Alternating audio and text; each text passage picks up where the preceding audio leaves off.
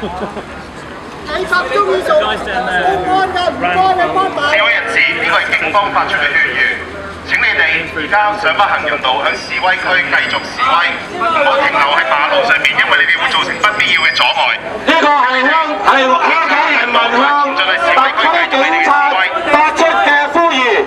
你哋係由香港人民養嘅，你哋現在阻止我哋示威係違反基本法嘅規定。我再俾一次最後嘅警告你哋，否則我哋保留公民抗命嘅權利。示威人士，呢個係警方再次發出嘅勸喻，請你哋離開馬路上北行人道，繼續向西移去到示威區繼續你哋嘅示威行為。因為你哋而家喺馬路上面會造成不必要嘅阻塞，請你哋而家盡快上去行人道上面前進去示威區繼續你哋嘅示威。